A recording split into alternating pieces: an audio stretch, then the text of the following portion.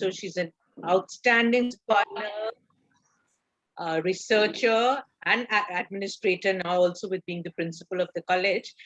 But what strikes me most about her is her involvement as a teacher with the students, and also her generosity as a human being.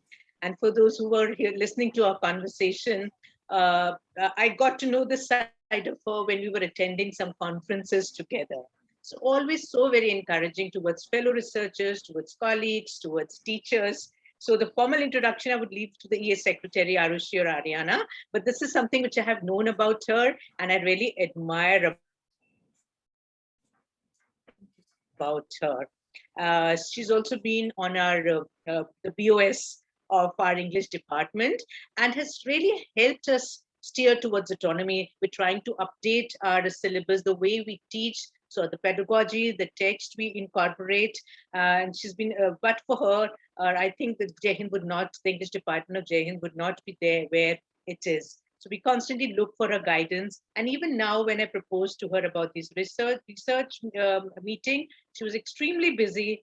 But without any kind of forms, she was so happy to be of help to the students. So I hope all of you today take full advantage of her expertise, and she's always available to you. And when I say, I just don't mean it. Even she's so busy, you send a message to her and within 5 to 10 minutes, you have a reply, however busy she is.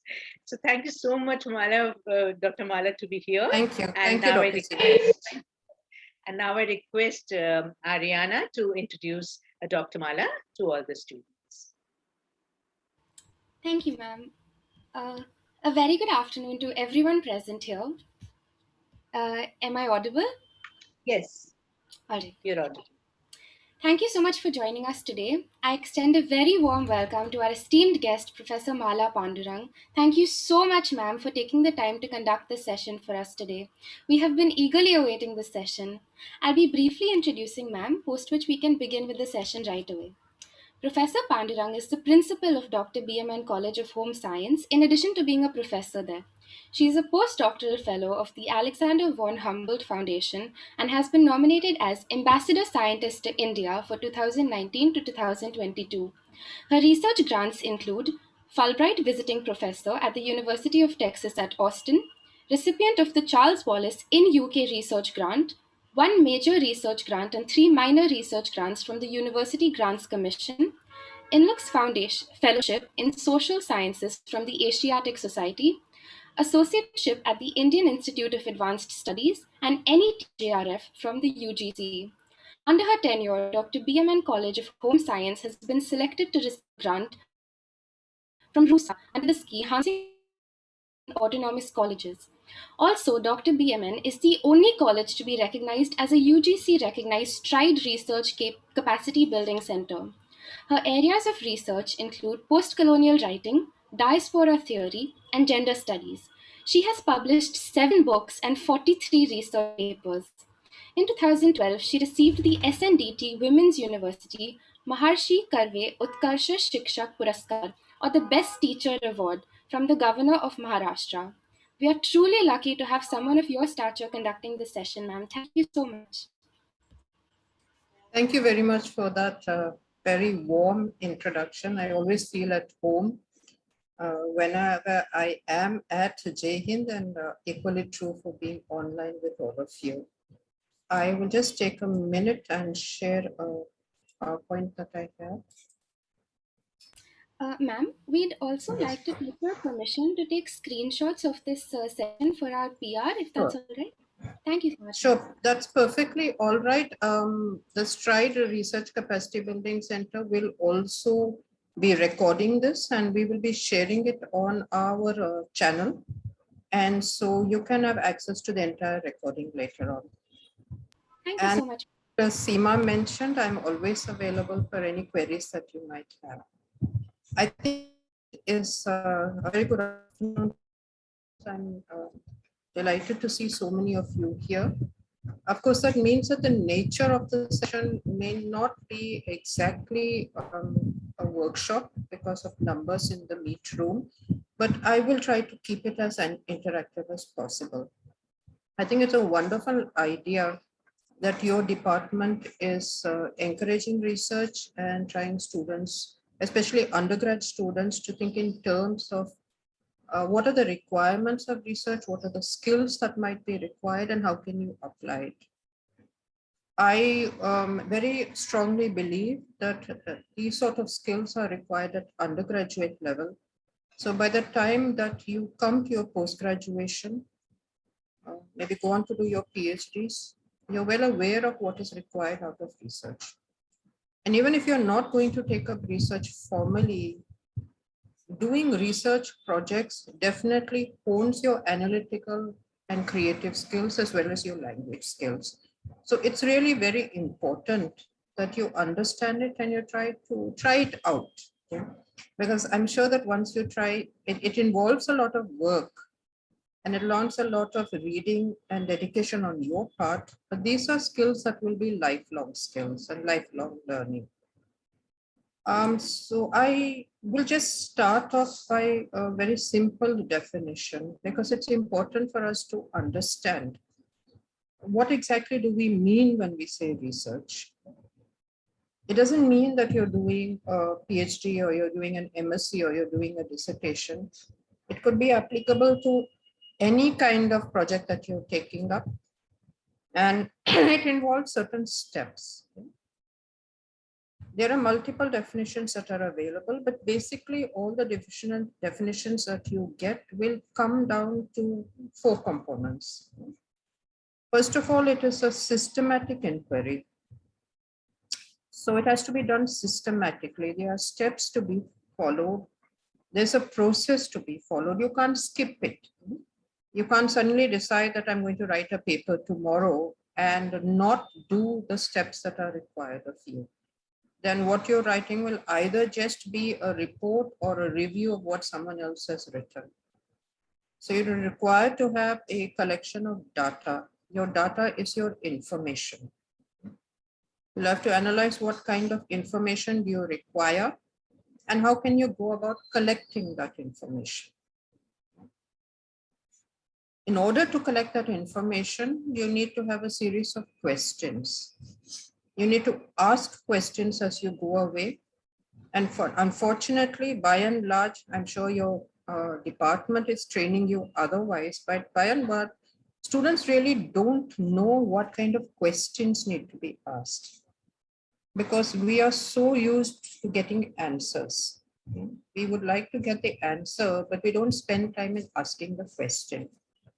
And once you have, I think, got or developed the skill of asking questions, you will find out that originality, being innovative, being an individual in your way of thinking automatically follows suit. Okay?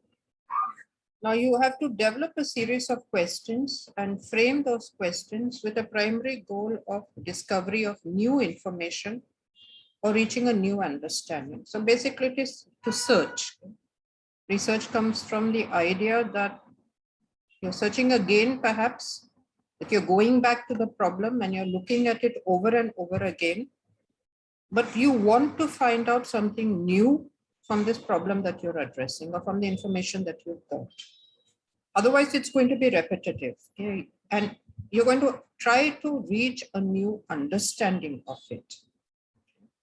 And once you've done that, it means that, yes, you have achieved a certain amount of research.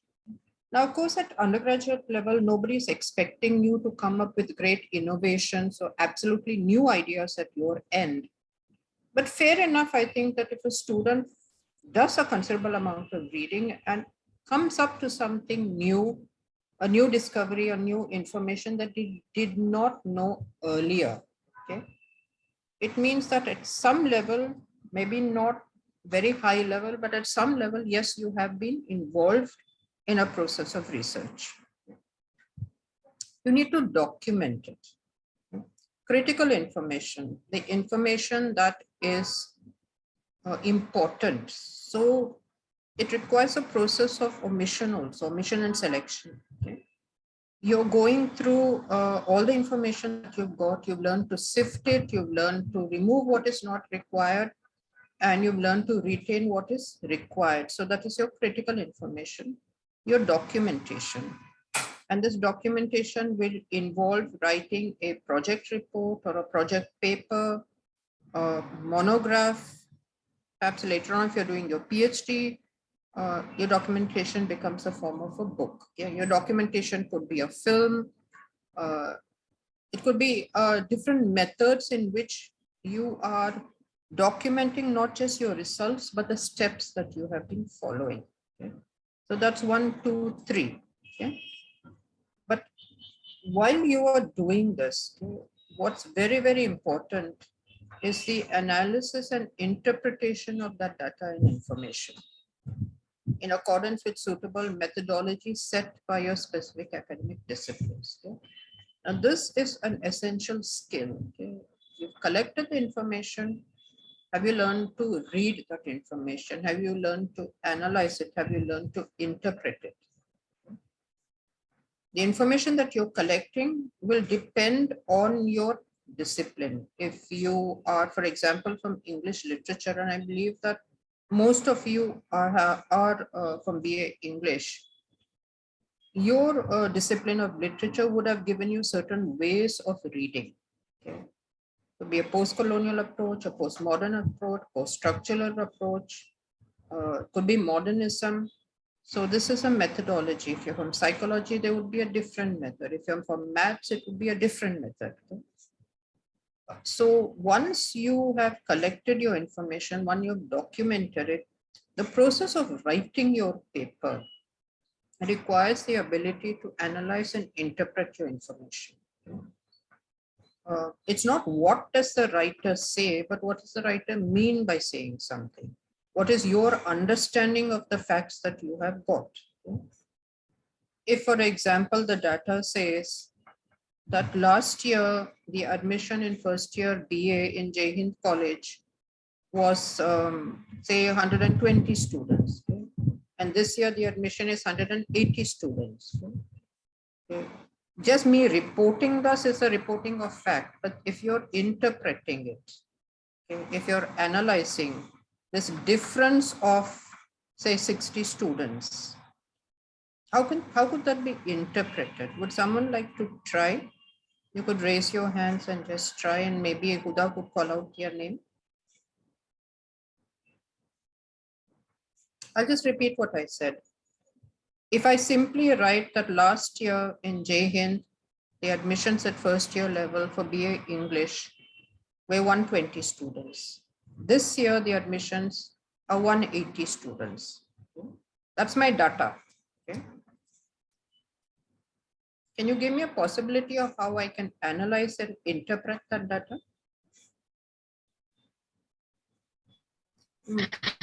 Maybe of the social condition like the pandemic, more number of people pass and acquired nice percentage to qualify for for the cutout. Okay. Any other possible interpretations? Ma'am, maybe more students like want to take up English or don't want to take up English. Way the demand supply kind of thing. Possible. Could there be a third interpretation?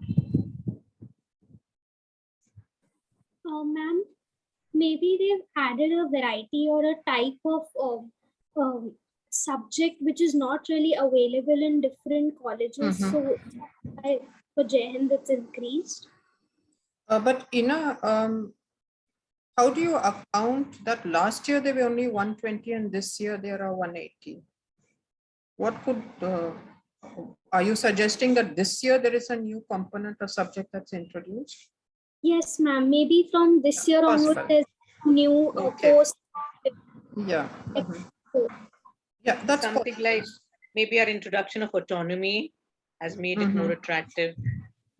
Yes, but this interpretation, absolutely correct. I had one. Yes. Yeah, I had one like, like students who go out for other subjects, they might not get those subjects and then they turn towards English. That can be one possibility also. Absolutely, absolutely. But this interpretation, each of you have given me a different interpretation. This interpretation will depend on your data. Okay? Okay. This would depend on the data that you have collected, because you would be asking them certain questions. You will be finding their social cultural background. You would have given them a survey to find what are their preferences. Okay. So you'd have a series of questions properly framed for you to arrive at, okay, what you're trying to find out. Okay. And then the final, when you're writing your report, it's not enough just to give the data, but having collected the data, how are you interpreting that data? So these would be the 4 things that you would have to keep in mind when you're working on a project. Okay? And therefore, one of the reasons why colleges now are introducing research at undergraduate level is that students pick up these skills. Okay? You need to have the ability to search for and access publications on your research topic independently. So if Seema ma'am gives you a topic, for example, and she says, the topic that I'm giving you is, please look at Mumbai in the last 100 years. Now, an immediate reaction of the students would be that, ma'am, where do we look? Okay. Or give me a name of a book. Or give me 2 books. I'm sure that your department also faces this issue, maybe not for literature, but other subjects. Students want notes. For every subject, when they join college, they expect that they will be given notes. They'll be given ready-made information. But once you start having a mini research project, you develop this ability to use databases, to go online, to do these searches, to find out. So the first skill that you will develop is that you'll be able to search and access. There are a number of databases that are available, which are free. You need not pay for them. Of course, there are many that are very expensive. But once you learn which are the free ones, it's possible. You can ask your librarian. Your college will have access to JSTOR, InflibNet. Google Scholar has many of these books online, maybe not the entire book. But you become independent. You're able to search for information on your own. Very important, especially I think for literature students, is the ability to analyze your topic without repeating just what is written there. There's a difference between paraphrasing what is written and actually analyzing what is written to evaluate data and publications, that you're making a contribution to scholarship on the topic. Okay? This is what I said earlier, that you're adding something new that was not known before. Even if you take up this topic that I just gave to you, on looking at reasons why maybe people have opted for JHIN this year, or maybe the enrollment has gone down, and you take it up as a mini topic for your department,